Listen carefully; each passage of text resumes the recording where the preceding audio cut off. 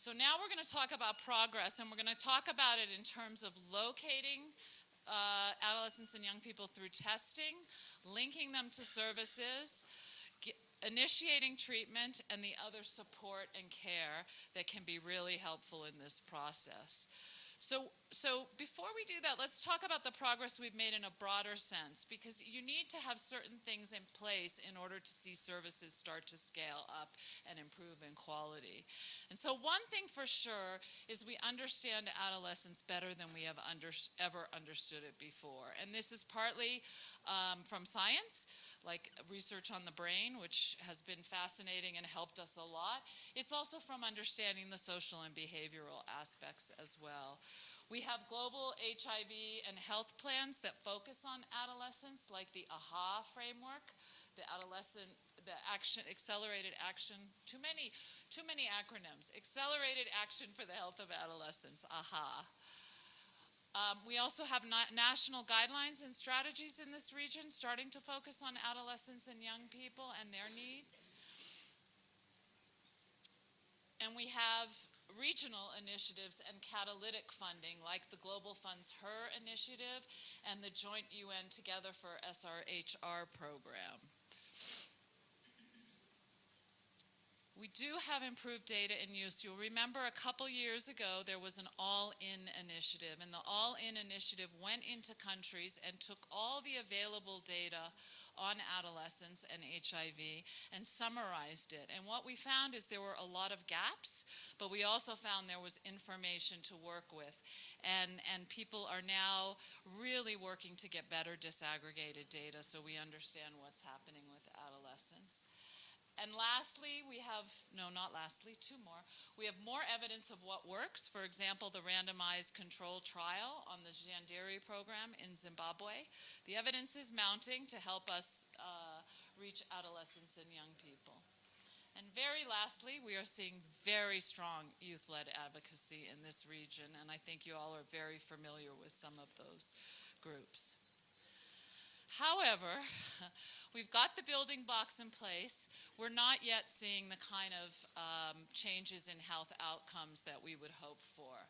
So I'm sure many of you, these are new infections in East and Southern Africa, and I'm sure many of you recognize right away that the blue line is among adolescent girls and the green line is among adolescent boys. So there's a tremendous gender disparity in this age group. In addition, there's really a flattening of progress since 2016. So really a need to accelerate since 2016.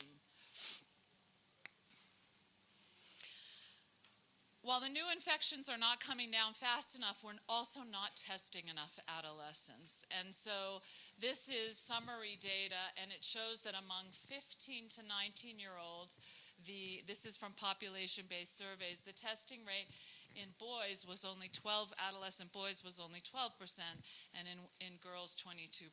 So we have a lot of work to do in testing and helping people know their status and linking them to prevention if they are HIV free. Knowledge is still surprisingly low in this region. Low or incorrect, for example, very basic questions about HIV prevention, like can you get HIV from mosquitoes or food? We still have very low knowledge levels around this, and this is also based on population-based surveys. There are only 3 countries in East and Southern Africa where 50% of young people have what's considered adequate HIV prevention knowledge.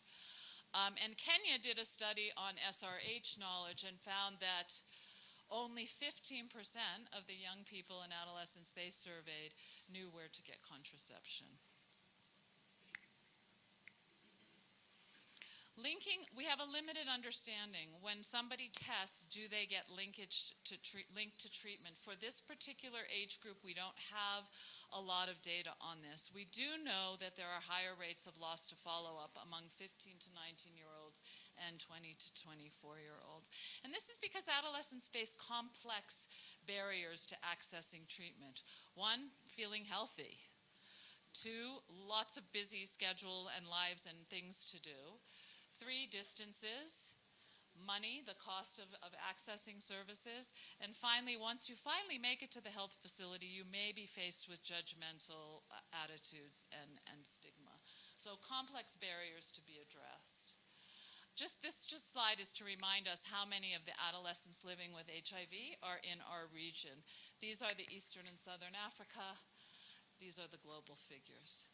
So what we do in this region matters for the global epidemic very significantly. I believe it's 59% of adolescents living with HIV are in this region. These are adolescent-related deaths. And we are making progress there, but again, it has been limited since 2016. Again, we have limited data on adolescents initiating ART. This year in the GAM, only 5 countries reported on the percentage of, 5 countries from this region reported on the percentage of adolescents on ART. South Africa did a very specific study, so we have quite concrete data from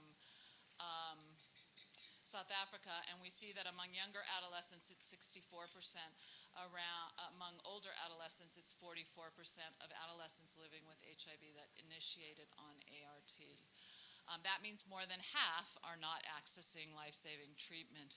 The countries that reported in the GAM, the other 4, all had lower rates than this among the 15 to 19-year-olds. And this is the viral suppression, which has to do with the retention we talked about earlier. This is the bar for, it's very hard to see, this is the bar for 15 to 24-year-olds. So you'll see in all 4 of these countries that had an HIV incident survey that adolescents and young people were not as virologically suppressed as the other older age groups.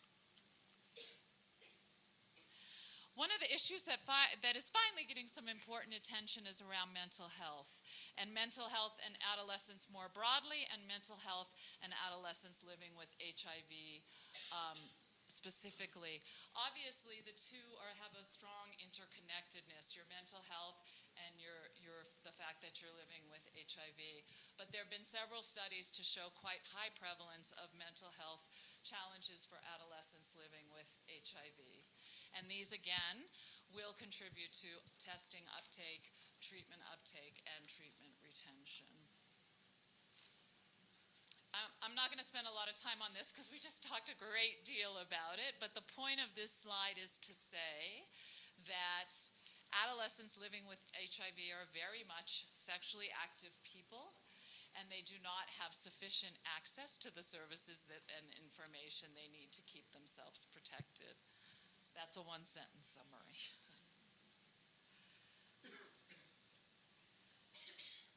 Increasingly, there's a strong interest in looking at pregnant and breastfeeding adolescents, and this may be a little bit overdue, actually, because this is a highly vulnerable.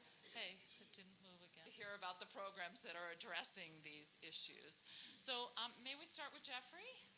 And Jeffrey has been working at Ishtar MSM, a community-based organization that advances the sexual health rights of men who have sex with men to reduce stigma and discrimination they face. Ishtar MSM does this by advocating for their rights to access health care, including STIs, HIV, and AIDS-related care and treatment. Ishtar MSM is a member group of the Gay and Lesbian Coalition of Kenya. And as program manager, Jeffrey has taken part in various activities on advocacy, policy, strategy formulation, and analysis. He has a keen interest in community research and is a co-chair of the G10, a research agency at the Gay and Lesbian Coalition of Kenya. Welcome, Jeffrey. Thank you.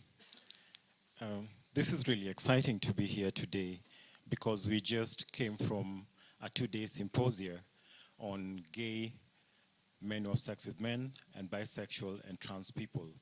And some of the things we're discussing here are some of the pointers we came up from that symposium. One thing we looked at was how to engage young people and adolescents in our own programming, because we realized that there are issues around mental health, especially when you're coming out, alcohol and drug abuse, and which leads to homelessness, and in the process increases vulnerability of young people.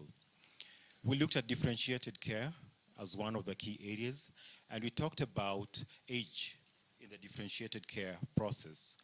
There we were looking at how the young people and the old people are able to receive services, because remember, we work with a community that is considered criminalized. So out of that, I will tell you a bit about myself. When I was coming out, I came out I think when I was around 14 or something, when I was quite young, but as a gay man anyways. And at that point, we didn't have people to tell us about safe sex, how to engage in anal sex, because that's how we engage in sex, and how to make it safe and pleasurable. In the process, when I was having my fun time, the first time I came to test, I was 26. You can imagine that I've been engaging in sex at a young age. No one told me about HIV. So when I learned about HIV, I learned about HIV when I was 26 years old. And then I went for my first HIV test. When I went for the test, I went to Kenyatta Hospital. And my sister worked as a doctor on the 10th floor. So I went there and I was really scared. When I was tested, thank God it was negative. But I had made up my mind that if I tested positive, I would not allow myself to live as a gay man and being HIV positive, because that is another story. The challenging part of it, or the saddest part of it, is that when we went back to the streets, because we never had spaces to test. So when we went back to the streets to tell our friends to go and get tested, quite a number of them turned positive. Unfortunately, quite a number of them again have passed on. Some of them have passed on not because they didn't have that support network, it's just because they gave up, because they didn't have that structure to accommodate their needs.